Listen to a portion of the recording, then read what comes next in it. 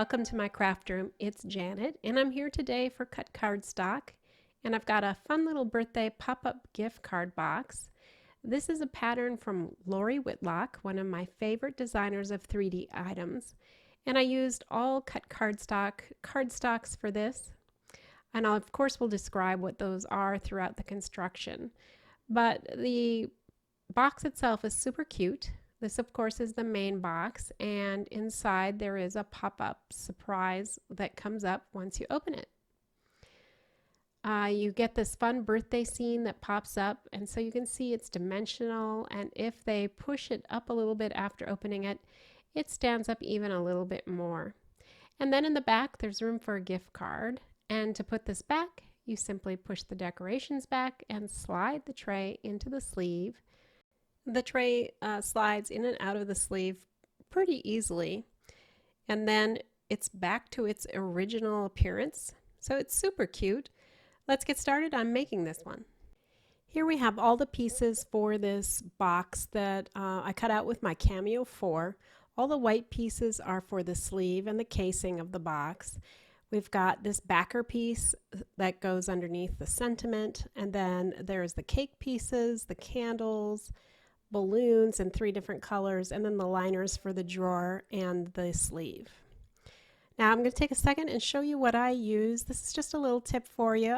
This is a charger plate, and I like to keep the little pieces of things that I'm working with, like these balloons and especially those tiny little candles. I like to put them in this charger plate, and that way they don't disappear on me on my desk or get caught in between other pieces of paper and that sort of thing. I know that they will be here and will not stray. So this is very handy for me. It took me a while to think of this simple technique, but it works really well. Before I work on the box, I'm going to work on some of the embellishments for the box. So this first piece is the sentiment, and this is cut out of Basis Dark Purple. And I'm going to put that on top of a curious metallic ice silver piece.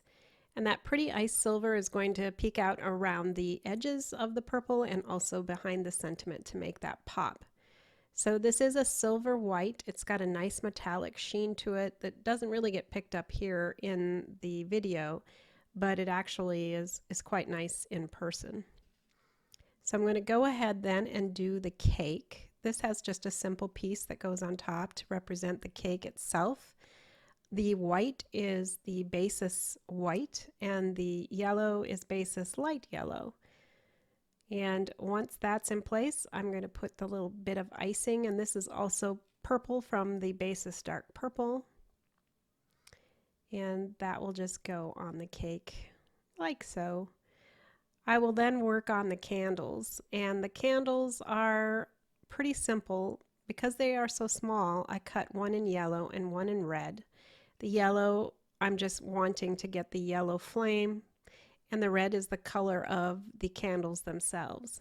So in order to make each candle, I'll show you one where I snip off the red flame from one of the candles. Then I'm going to take one of the yellow candles, and I'm going to glue the red piece on top of the yellow. This is going to give the best looking candle. It will give it a little extra strength as well, and then it will be quite easy to apply to the cake. And you can see the cake has that almost like a M-shaped top to it, and that's to fit the 3 candles. So it's just size so that you can put the candles on and still have a little bit of border or mat around each one. And now I'm adding a little glue to the back of this last candle, and you can see that I've placed the other 2 candles already, and this third one goes into place, forming a nice little scene with the 3 candles and a little bit of border around, just like I described earlier. The next embellishments I'm going to make are the balloons. I've got some mini glue dots here and 6 balloons that I cut out, and I'm going to put that mini glue dot in the back of that larger balloon. I'm going to use the thicker baker's twine and just connect that in the back, so that makes it look like the balloon is on a string. I'm going to go ahead and follow the same process with the little balloons. The only difference being that I'm going to use the thinner baker's twine for the small balloon so that it fits the size of that balloon a little bit better. So here are all 6 of those balloons finished up, and now I'm going to bring in a piece of plastic packaging that I had cut up, and I'm going to use this to attach the balloons to. So I'm cutting strips. I don't know exactly how wide, probably about a ½ inch in general, but I am just eyeballing it here. It's not important really how wide they are or how long they are. This is just to get the process started. I will attach the plastic strips with some art glitter glue. Believe it or not, this actually works quite well. If you prefer, you could use a double-sided tape to do this. I'm in for the quick fix, and this is quicker for me, so I do it. And I've learned with time it holds really well. So it's a little hard to tell, but I've got the plastic pieces put on all the larger balloons, and now I'm going to take those 3 smaller balloons and I'm going to cluster them on one of these strips. I've got a little glue there at the top, but then I decided that I would build the bottom balloons first. So I put the first one on, again using art glitter glue. I'm going to put the second one just overlapping the first one. And once that has set a little bit, I will add the third balloon. I'll refresh that with a little bit more glue and attach it to the top. And that will be ready to start to use. Now all these plastic pieces attached are going to be way too long, but this is a good starting point, and then I can just judge how long each piece needs to be and cut it accordingly as I put it inside the box. I'm going to do the same thing with the cake piece by using art glitter glue to glue the plastic strip down behind it, and then it'll be ready to install in the box when I get to that point. I can now move on to making the drawer. So I have folded and burnished all of the score lines here, and I've also added the 2 little pieces of purple trim. And now I'm going to form that tray by first putting some glue on those 4 tabs. Then I'm going to flip the box over, and I'm going to match the sides to the ends using those tabs to secure them in place. And this is where I really like the use of a liquid glue when making a box, because it gives you an opportunity to move the 2 pieces around to make sure your corner is nice and angled as it should be without gaps. A lot of crafters will recommend, and I guess they prefer, to use double-sided tape for box making. I do not, for the reason I just stated, because you get one shot at it, and if you don't do it right, it's kind of ruined. So I'm not good at doing things right the first time, so I like having the ease of some wiggle room with the liquid glue. As you can see, the design has kind of a folded edge all the way around it, and this gives it extra strength. So all we need to do is apply some glue and fold it over, and in addition to the strength, it's also hiding those unattractive tabs inside that tray. And that's all it takes to make this tray. It is pretty easy and quite strong. And you can see here how the edges show the trim. Now comes the drawer, and this is a lot simpler to make. It just requires you to fold it where all the fold lines are, and it only glues in this one place where there is a flap, and this connects the piece together to form the sleeve. I like to fold it flat like I'm going to show you here when I'm gluing something like this, because it just makes sure that everything is square and nice.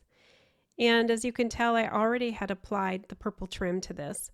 So now when I put the box, or I should say the drawer, in the sleeve, it forms the box and all the trim is showing on the sides and the ends. Now I can go ahead and apply the sentiment that I made earlier on top of the sleeve. So again, just using the art glitter glue, and then I'll put it in as close to the center as I feel I can, just eyeballing it, and then folding it flat as I secure it on top of the sleeve. Again, just make sure that it gets really good adhesion. The next step is to make the piece that goes inside the sleeve, which holds all the embellishments that we're going to put inside the box. So this is done really easily. I've got a piece started here. It has all the score lines in it, and all I need to do is fold and score it. The trick is just to remember that you need a flat, then a peak, then a flat, then a peak, and then finally one more flat and a peak. And that's going to form 3 peaks with a flat edge on the top and the bottom. Then I'm going to glue in between where the peaks are and push that together so that they hold that peak shape. And then this is going to be ready to put inside the box. Once that dries, you can put this inside the drawer. You'll want to put it so that the first flat piece is flush against the edge of the drawer with the finger tab or finger hole, if you will, in it, because this is going to be the front of the box and where all of the embellishments are going to go. So I'm going to start putting in all the embellishments inside the box. Each of the peaks is about 1/2 inch tall, so I measured and cut the piece of acetate on the cake about 1/2 inch below the cake, knowing then that this would make it so that the cake stand would pretty much touch the top of that first ridge. And so I'm just going to press that in place and make sure it's straight so we don't have a crooked cake. And then I'm ready for the next item. Next, I'm going to put the balloon cluster in, and this is going to be a little taller than 1/2 inch on that plastic piece because it's going to stand up above just like balloons would. The key is just make sure that those balloons do not go past the edge of the drawer, otherwise it's going to bind and cause it to not be able to be inserted inside the sleeve. I continued the same process with the other 3 larger balloons, staggering each so that they're slightly different in height and making sure that the balloons don't go beyond the edge of the drawer. And now I can test this out. You can see though how it looks before I push it down for the first time. I'll push those embellishments down and then put it inside of the box and then pull it out. And you can see everything pops up just like was intended. I'll push them all back up a little bit and you can see just how great and dimensional that really turns out. Then I'm going to put the finishing touches on the top of the box. I have 3 additional small balloons without any strings attached that I've glued here and used double-sided foam tape to add some lift to each of them. I've added some glitter enamel dots on the top of the sleeve just to further give it more of a party feel, and I think this gives a little needed bling to the overall look as well. I'm putting in this Starbucks gift card in the back of it so you can see that that all fits really nicely, and then I'm going to show you inserting this one more time. And again, you can see what it looks like when you would give it to your recipient, and then pulling that tray out is going to reveal that fun pop-up birthday cake and balloons. I think it's a great little way to give a gift card, which can be a little on the dull side, but just add some fun and show that you really did think about them when you got them that card and that you took some time to make them a special box for it. Thanks so much for joining me today here with CutCardstock to show you how to use their wonderful cardstocks to make this fun pop-up birthday box. I'll be back soon, but until then, keep crafting. Bye-bye.